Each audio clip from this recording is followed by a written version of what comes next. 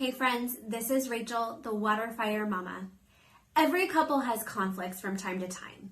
This video is for couples who are looking for a way to have a disagreement without it turning into an explosion. Today we're going to talk about how criticism puts us on a one-way track to arguments and how to start a conflict discussion in a way that invites collaboration rather than defensiveness. I'm glad you're back.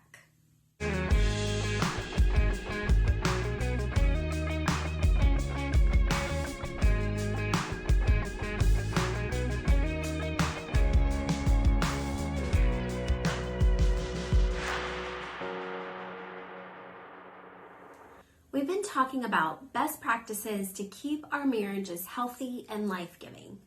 It tends to be easy to communicate and connect when our relationship is in early stages. We learn to trust each other to soothe us when we feel worried, stressed, overwhelmed, afraid, or angry because, generally speaking, we're reserving a good amount of energy toward easing each other's way. We want our partner to feel good and to be content. As time goes on, though, it's not that we stop wanting our partner to feel good and be content. It's just that our interest in our own survival starts to win out. As the stresses of life mount, we tend to pay less and less attention to what our partner needs and spend more of our energy trying to get our own needs met. As each person's focus turns inward, we start to notice more of what our partner is doing wrong and what we are not getting from them. As we get more desperate to get our needs met for love, respect, security, competency, and connectedness, we may start to act in selfish ways to get that done.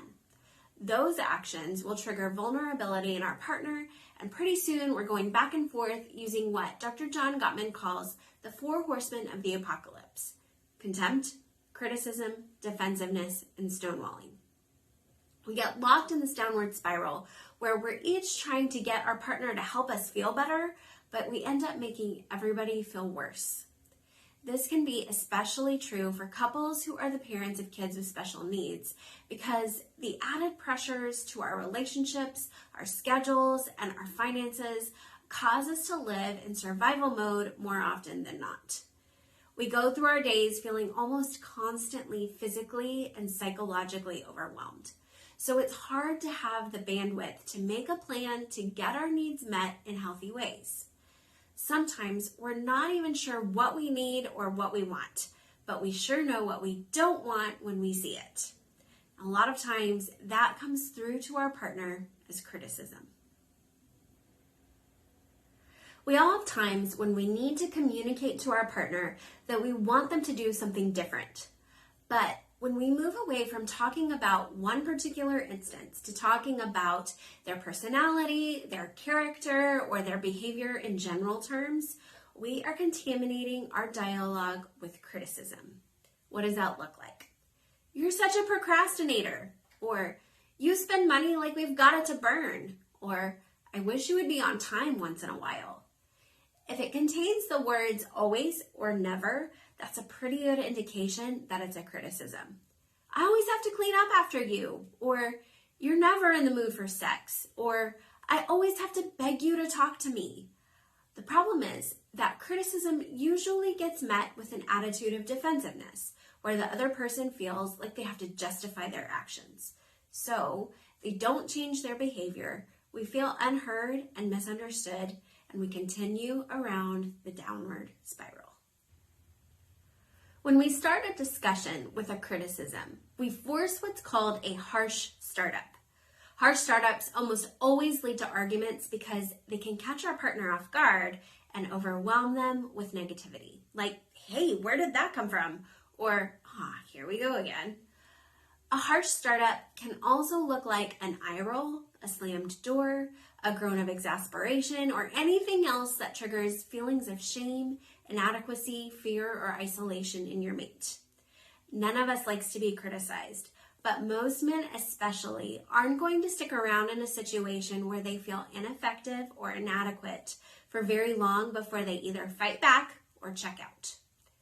Research shows that when we begin a discussion with a harsh startup, it'll end on a bad note too, even if there are attempts at making nice in between. So if we're not supposed to criticize, how can we communicate when we have a genuine complaint about our partner?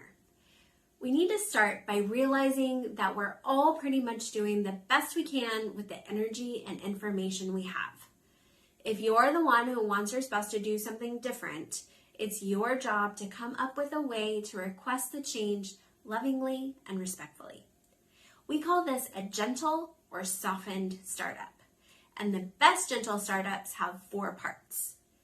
We share some responsibility for the problem. We talk about only our feelings and perspectives rather than making assumptions. We keep the complaint specific to that situation, and we make a request for positive change. Let's work an example. Say I went to run some errands on a Saturday and left the kids with my husband. When I get home, Luke, our son with special needs, is in the same spot watching TV as when I left. And I get concerned that my husband has let him watch YouTube the entire time I was gone. Being worried about his brain development, his activity level, and other things stirs up that vulnerability inside me. And my natural instinct is going to be to criticize my husband. If I said something like, "How could you let him screen out like that all day?" That's definitely taking a shot at his character. It's going to put him on the defensive and we'll get into an argument. But if I can take a deep breath and coach myself into a softened startup, things will likely go much smoother. That might look like, "Hey, I realize I didn't check in with what your plans with the boys might be before I left, but it looks like Luke hasn't moved from that spot in front of the TV, and I'm worried about that. Can we make a plan for limiting his screen time for the rest of the day?" When I stick to talking about my own perceptions rather than making assumptions, I leave room for the possibility that I don't have all the information yet and that my perceptions might need an edit. It may be that David took both boys to the neighborhood basketball court and just got back moments before I did. Or it may have been that Luke was indeed watching YouTube the whole time, but it was because David got a phone call from a church member in crisis and was doing phone counseling for the last hour. If I start up with a criticism, we're going to really quickly become entrenched in our own positions and there won't be any room for understanding or teamwork. But if I use a softened startup, I leave room for him to tell me what's going on behind what I don't see from my perspective and give him a chance to soothe my vulnerable feelings.